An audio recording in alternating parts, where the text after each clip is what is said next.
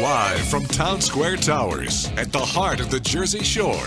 Wake up with Jeremy Grunin. Get up, get out, do something. Join the conversation. 732-505-1160. News Talk Radio WOBM AM 1160 and 1310. Listen online at WOBMAM.com. Hey, welcome back. Wake up with Jeremy Grunin, 607 Wednesday, November 30th. 56 degrees, getting up to 60 today. And thunderstorms. WOBMAM 1160, 1310. News Talk Radio, streaming live on the Radio Pop app and WOBMAM.com, 732-505-1160 to join the conversation. We are now joined in the studio by Christopher Nolze. Christopher Nolze is the founder and creator of Chris's Fight for a Cure Foundation. Good morning, sir. How are you? I'm doing well. Thank you for having me. Absolutely. Well, thank you for coming. So, and Kevin Williams popped his head in to say hello to you because you were a student of the week at Toms River South at one point. Quite a few years ago, Yeah. but yeah. All right. Yeah. So, well, I'm glad that you're a South guy though, because that's I have a son at South right now, and I'll have two daughters that'll be there within the next 2 years. So go South. Nice job. Yeah. Why don't you tell us a little bit about why you started this foundation? Because first of all, let's kind of let the audience know you are 21 years old? Yes. Okay. So 21 years old, you're starting a foundation. Why? About going on 9 years ago now, I was diagnosed with brain cancer. And through my treatment for that, it destroyed the cancer, but it also led to subsequent medical issues. Time moved forward to 8 years ago and now, and I've had 21 surgeries, multiple rare diseases, and I saw how the community formed around my family and I and sort of helped us through everything. And I wanted to give back to the community the way they gave to me. And also, I wanted to help out anyone who is or may be going through something similar to me, because I want to be able to use my struggles of everything I've went through to be able to help the next person, so hopefully it isn't as bad or difficult on them. Right. So now you said you mentioned that I asked you when you kind of formed this. And you said what did you say when I asked you that? I said the day after I was diagnosed. So I'm gonna be introspective for a second. I'm gonna look inside myself for a moment. I'm pretty sure the day after I was diagnosed, if I would be curled up in the fetal position in a corner of my house, crying myself into oblivion. But you didn't do that. No. Well, that's amazing in and of itself. So you decided at 12 years old, you're like, oh my God, right? Because I'm sure at first you were shocked, right? And then you said, listen, I need to do something. I need to do something, right? That's pretty cool. So give people you mentioned that it's been a difficult road for you personally, right? So talk to us a little bit about that. You mentioned 21 surgeries, is that right? Yes. They did a biopsy on the tumor, and where the tumor was located, it wasn't letting the spinal fluid drain through my brain. And so they also had to put in what is called a shunt to help the fluids drain through my brain. And since then, I had several revisions on the shunt before it was eventually removed when I no longer needed it. And then I had several sinus surgeries because the radiation treatment damaged my sinuses. And just the trigeminal neuralgia, which is another disease that I have that they think the radiation caused. It's where the facial nerves are being destroyed. The protective barrier around them is sort of being rubbed off by the nerves and arteries, and it's wrapping around the nerve and causing excruciating pain. And so going through all of this, I've had about 21 surgeries. Wow. And so, I mean, what does your prognosis look like? I mean, what does the future look like it holds for you personally? Personally, I'm going to keep pushing forward through everything and anything. Right now, they're saying that I'm having late side effects from the radiation, and it's sort of just take every day as it comes. Okay. And so that's sort of how I just see life one day at a time and just live each one as if it were your last. Right. Do you have brothers or sisters? No. Okay, so you're an only child. I respect that. I'm an only child. So you go ahead and you have this foundation, right? And so talk to me about the focus of what the foundation. What do you hope to achieve? How do you decide what you kind of want to go after? Well, when you first start off, obviously you can go after any and many directions. You even said with me earlier that you were surprised when it wasn't just focused solely on brain cancer, given my history. I wanted to attack multiple things. On one front, I wanted to help my community and give back to them as they gave to my family and I going through everything. I wanted to be able to help out in any way I can, including after Sandy hit. When families were down the most, I turned to my mom and said, we have to do something and we're in a position to help. So I helped out and tried to give families somewhat of a decent Christmas and a happy Easter when everything was still looking down. And also, on another front, I like to raise funds for medical research because my ultimate goal is to take diseases of the magnitude of cancer, not just limited to cancer, but of that magnitude, and find cures for them to make them as easy to treat as a common cold, because I believe they hold too much power over us as humans right now. Right. And on the last front, I want to help people that are going through similar situations as I went through with any medical disease, so that hopefully their experience is less difficult and less demanding and less of a struggle as mine was. Cool. So when we get back, because we're up against a break, when we get back, I want to talk about I want to talk about kind of how this all makes you feel, right? Because I imagine there must be a sense of satisfaction for you doing this. It's because there's I always tell people, because I run a foundation, and I always tell that selfishly I enjoy the feeling of helping someone. But I also want to talk. I want to talk about where you how much some of the things that you've done in the past, and how much kind of you've raised, and how much awareness you've raised, and kind of some of the positive landmarks that you've hit with your foundation over these last 9 years. Can we do that when we get back? Yep. Cool. Nobody's ever said no, by the way, when I ask if we could do something before we get into break. Christopher Nolze, amazing story, amazing, I was going to say kid, but not so much, amazing young man. Wake Up with Jeremy Grunin, back after this. Get more Wake Up with Jeremy Grunin at our website, WOBMAM.com. News Talk Radio, WOBM AM 1160 and 1310. Get up, get out, do something.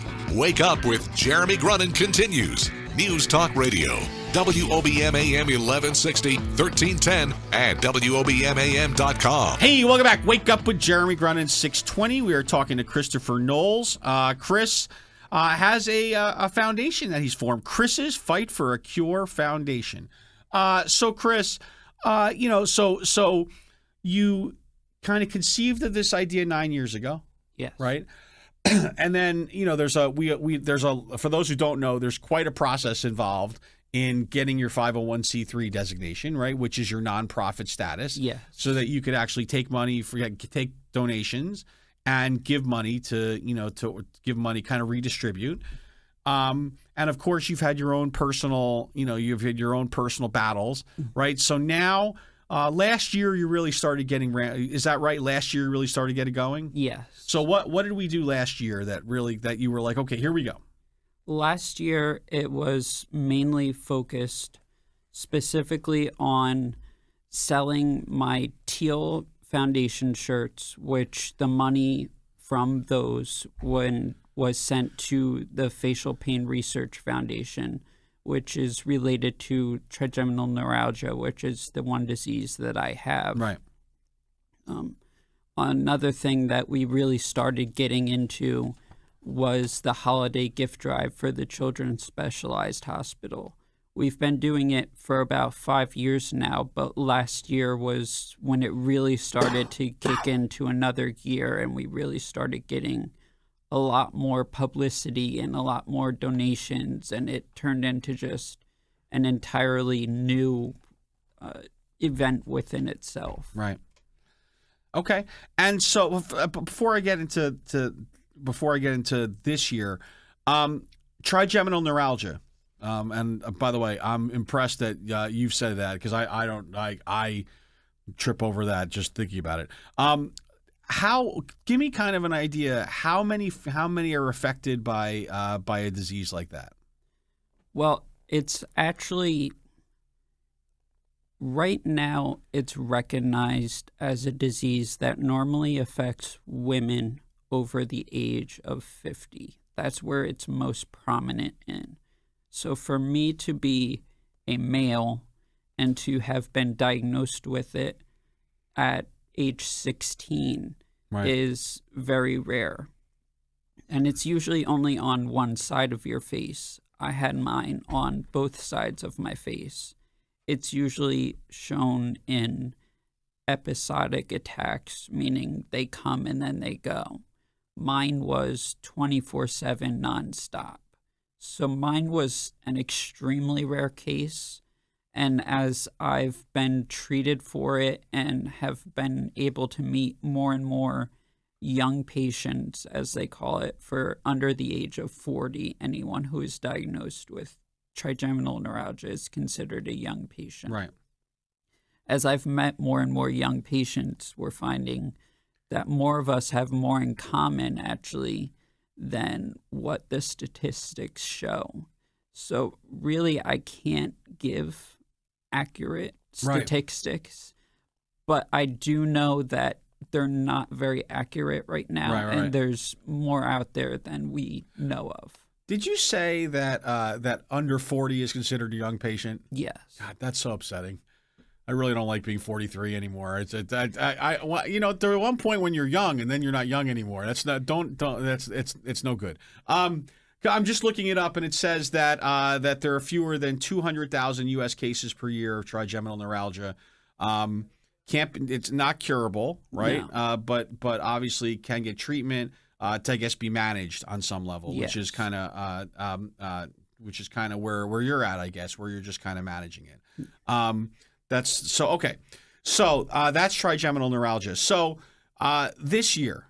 Right. This year, what are we working on? We're working on, you have two major foci, right? Two major focuses.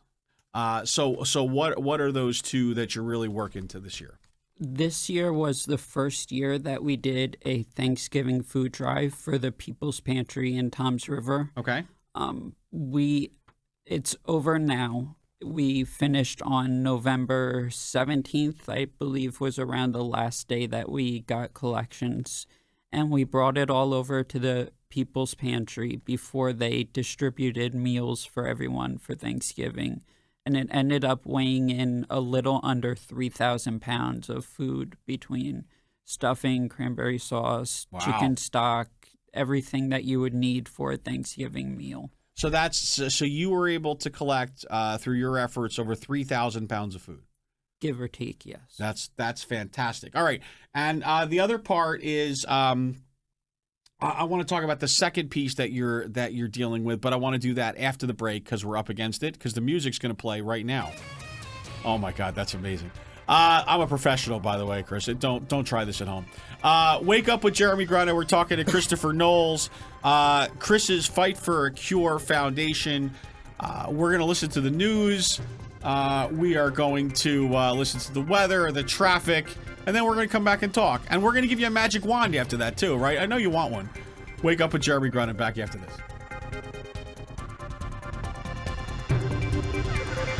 Coming up next, the latest from WOBM News, the Town Square, New Jersey News Network, and Fox News Radio. Wake up with Jeremy Grunin. News Talk Radio, WOBM AM 1160 and 1310. Hey, welcome back. Wake up with Jeremy Grunin. It is 6:32, Wednesday, November 30th.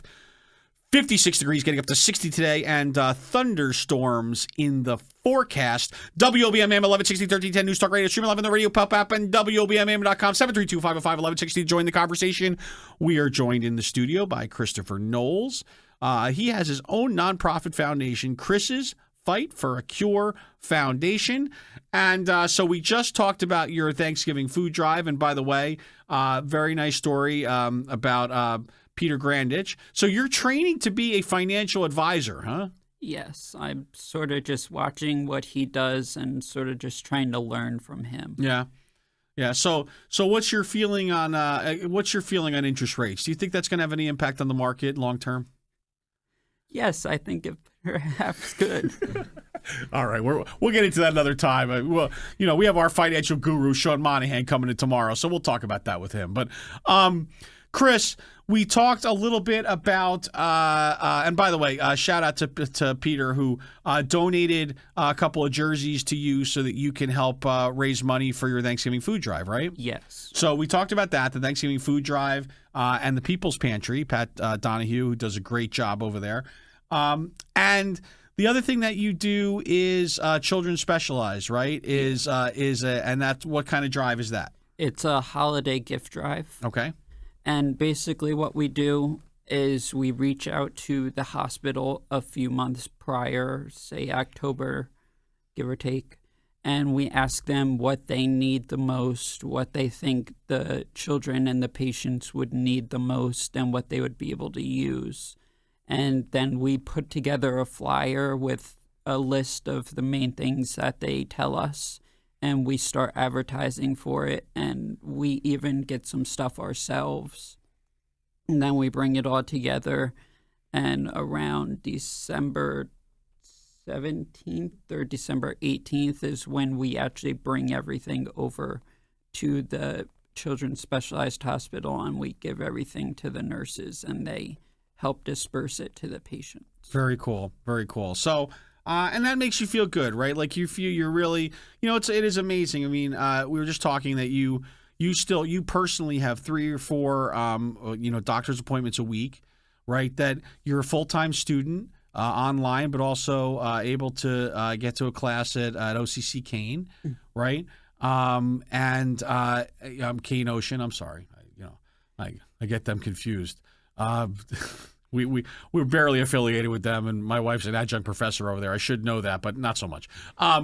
So you got all this going on, and yet you're still finding the time to go and be philanthropic and think about others in a selfless way. That's amazing. I'm excited to now give you your magic wand, your pixie dust, your fairy dust, your ability just to impact the world by wiggling your nose or doing something silly. What would you do with that magic wand, Christopher Nolze? I would use it to make the world a better place. There's a lot of things that I would like to do with it, but if anything, I'd like to give more time, because I think that's the only thing that we can wish for, but we'll never really be able to totally get. So I'd say more time. More time. Yeah. That is a really good one, because are you talking like more time, like in years, or more time in each day, more time to do the things that make us happy? Because that could go a lot of different ways. I'd just say more time to live in general. Right.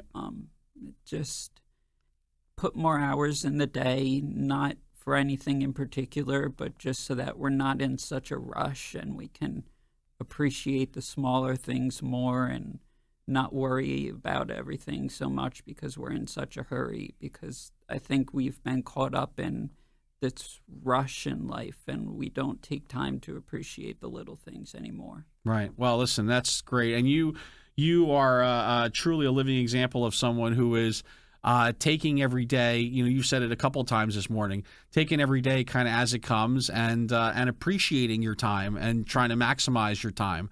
I think that's amazing. And listen, I know you're doing this holiday drive. Is it okay if could we make a contribution towards your efforts? Would you be okay with that? Yes. All right. So maybe if I gave you $2,500 towards your gift drive, would that be good?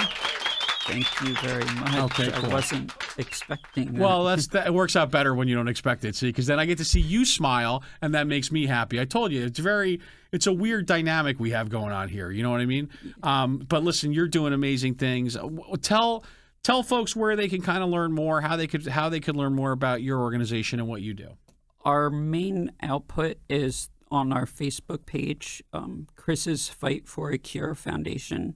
If you go onto our Facebook page, that's where we put up all the information, and we have all of our flyers put up and everything. So that's our main source. And we will also have a PayPal account for the foundation set up by the end of this week. Oh, okay. So people can just make their contributions online and away they go. Yes. Very cool.